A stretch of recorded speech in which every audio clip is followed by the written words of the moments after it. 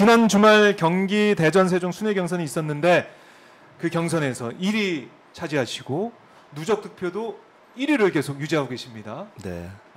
축하드립니다 우선. 고맙습니다. 네. 아직 뭐 한 반틈 남았어요. 아유, 50% 이상. 그래도 거의 이제 수석 최고위원, 뭐 그 수석 최고위원은 이 자리는 없지만 그래도 1위를 차지하면서 최고위원에 오르실 것 같은 느낌이 듭니다. 지난번에 저 인터뷰하실 때 그때 뭐 좀 여러 가지 걱정된다 이런 말씀도 하시고 부랴부랴 또 전주로 내려가셨던 기억이 있는데 어떻습니까? 지금 돌아다녀 보시면 처음과 초반과 다른 지역 분위기 좀 달라진 분위기가 느껴집니까? 어떻습니까? 네, 처음 시작하기 전에도 저도 그렇게 생각하고 주변에도 말씀을 하기를 네. 아마 처음에 한 3, 4위 정도로 해서 이렇게 상승하지 않겠냐 이렇게 예상을 하기는 했습니다. 네. 근데 매번 뭐 개표 결과를 발표할 때마다 마음은 쫄리긴 한데 예, 그래도 조금은 자리가 잡혀가는 것 같다는 느낌도 들고 네. 그렇지만 뭐 지금 서울이 남아 있고 또 국민 여론조사하고 대의원이 남아 있어서요. 아직은 뭐 알 수 없습니다. 반 이상이 남아 있기 때문에. 반 이상이 남아 있다. 아직도 마음을 놓지 못하겠다.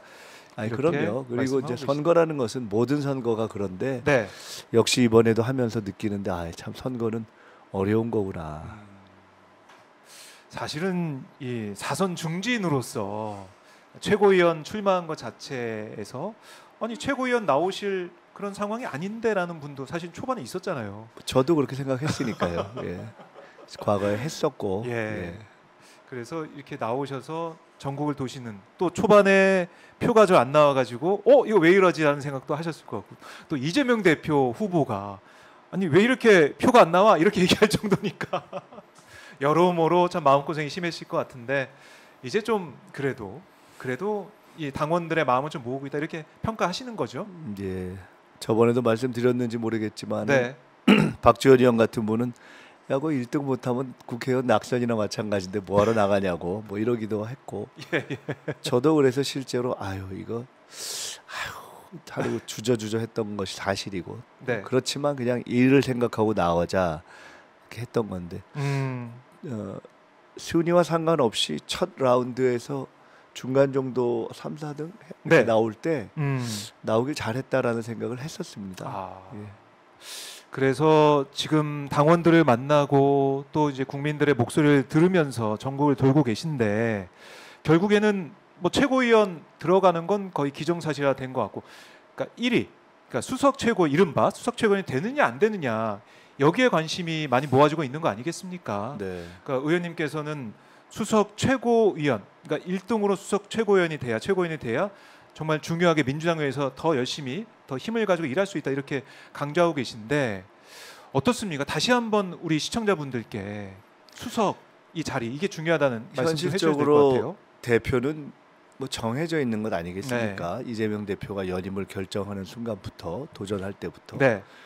그래서 5분의 최고위원을 어떤 분들을 잘 구성하느냐와 함께 이번 전당대회에서 사실은 당원들께서 정해줄 제일 중요한 결정이 현실적으로는 수석 최고위를 누구를 정하느냐가 사실은 꽤 중요한 결정입니다. 왜냐하면 그것이 이제 당 내에 주는 어떤 신호도 되고 당 외에 국민들께 보이는 또 상징도 있고 네. 실제로 대표와 함께 최고위원들이 일을 할 때 그 내부를 이렇게 잘 조율해가는 점에서도 현실적으로는 제가 최고위원을 한 수석 최고위원이 된 경우와 네. 그렇지 않은 경우에는 제법 차이가 있을 것이다 이렇게 생각이 듭니다. 그러니까, 결국 말씀처럼 수석이라는 자리가 정해져 있는 것은 아니지만 네. 대표 바로 옆에서 여러 가지를 의논도 하고 또 최고위에서 어떤 상황이 있을 때 또 이렇게 조율도 하고 네. 이런 것들을 할 수 있는 다른 대안이 현실적으로 좀 마땅치 않지 않은가. 제가 뭐 훌륭해서라기보다도 네. 왜냐하면 이것이 단체전이기 때문에 단체전을 이끌어본 또 그걸 승리로 해본 유일한 후보거든요. 제가 후보 중에 다 개인기들이 뛰어나지만은 이게 하나의 종목만 갖고 하는 것이 아니라 공격, 수비, 전략, 정책 뭐 이런 것이 다 돼야 되는데 그건 두루 제가 다 비교적 종합 점수를 가지고 있고 네. 총선, 대선, 지방선거의 총괄본부장을 제가 당에서 제일 많이 한 사람입니다. 그래서 이렇게 전체의 단체전을 이끌어가야 되는 일이기 때문에 그런 점에서는 뭐 일이라는 것은 어떤 필요에 따라서 하는 거니까요. 근데 그런 당의 필요에 맞는 어떤 최고위원은 네. 현실적으로 그런 판단에서 아마 당원들께서 이렇게 서서히 이렇게 후반전으로 가면서 뜻을 모아주고 계신 거 아닌가. 네. 그래요. 자, 그래서 지금 누적 1위를 달리고 계신데 지금 정봉주 후보가 사실은 2위로 쳐져 있고 그런 상황에서 정봉주 후보의 이른바 뭐 이재명 후보 겨냥 발언이라고 할까요? 그게 좀 언급이 되고 회자가 되면서 뭐 오늘 잠시 뒤에 11시에 기자회견에서도 입장을 밝힌다고 하더라고요. 이게 좀 어떻게 보면은 밖에서 볼 때는 민주당 내부의 선거전에서 과열되면서 뭔가 분열 양상으로 가는 게 아니냐라는 우려도 있는 게 사실입니다. 어떻게 보십니까?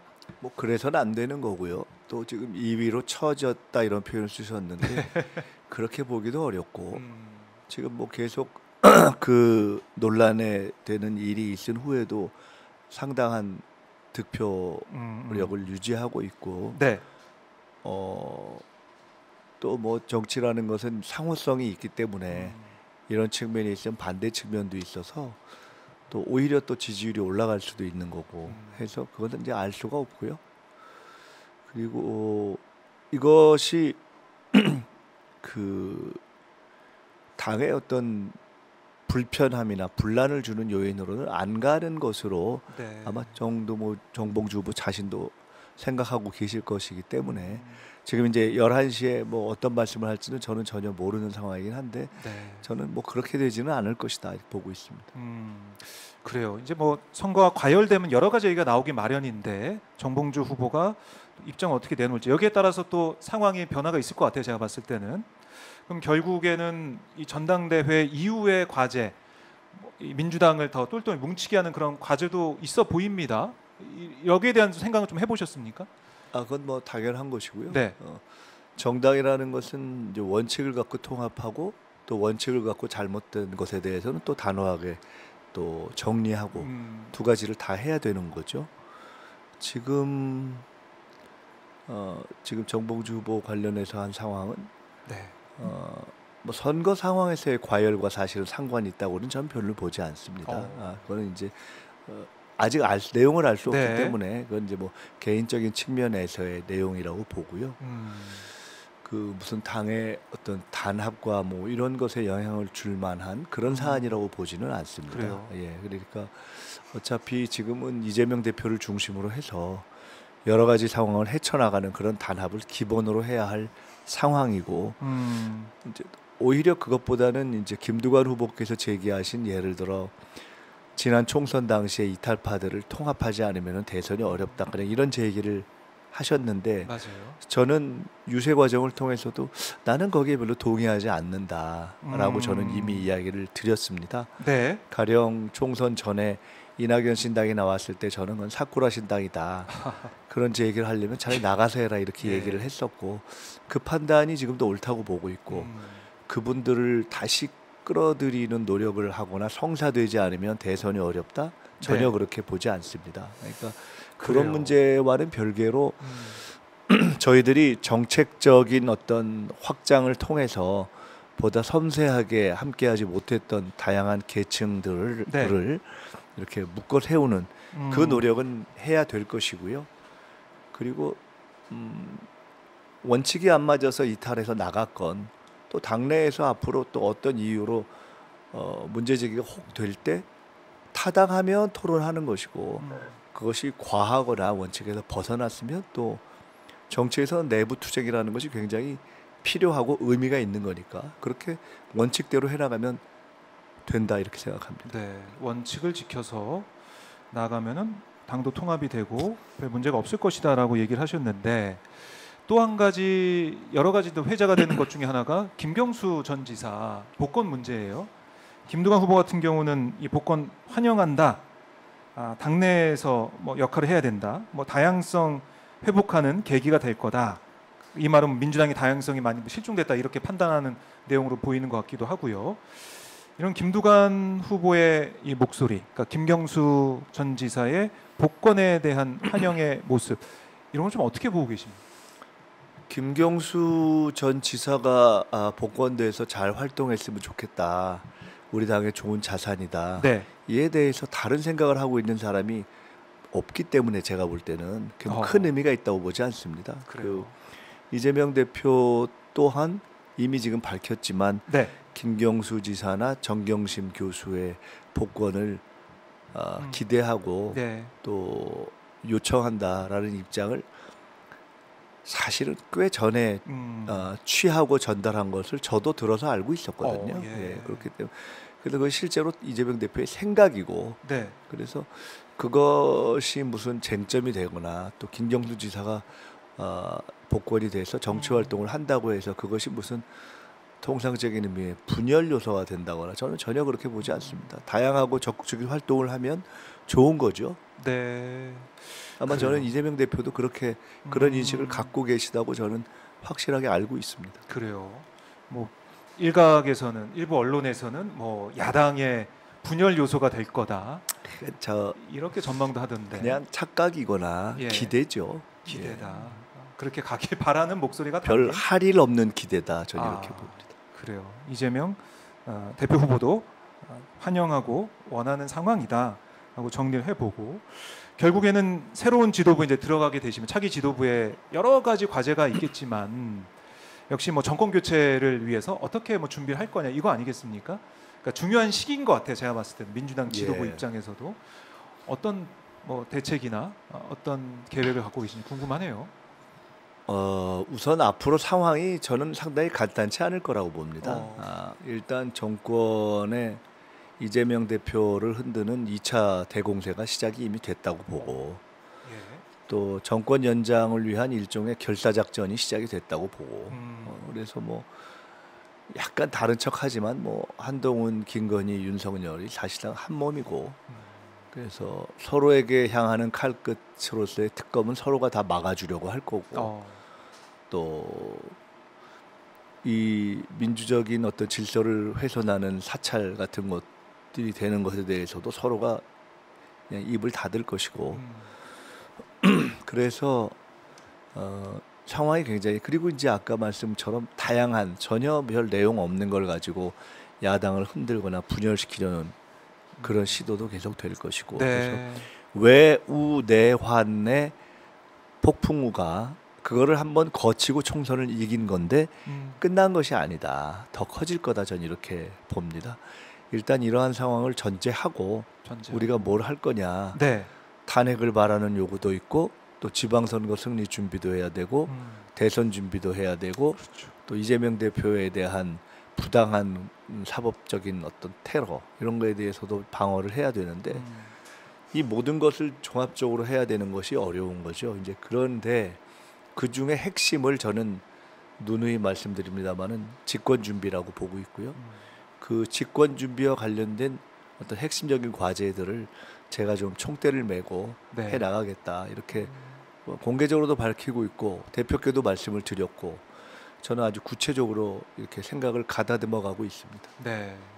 그러니까 제가 지난번에 최고위원 후보 토론회에서도 다른 후보들과 가장 뭐 대비되는 뭔가 변별력이 있는 부분이 아마 이 집권 준비 그 얘기를 제가 인상적으로 들었었는데 그걸 준비하는 과정이 지금 있다라고 말씀을 하셨고 사실은 지금 보면은 이재명 후보 같은 경우는 영수회담을 제안하고 계속 대화하자 같이 국정 운영에 대해서 논의해보자 얘기하고 있는데 윤석열 대통령 뭐 대통령실은 끄떡도 하지 않더라고요.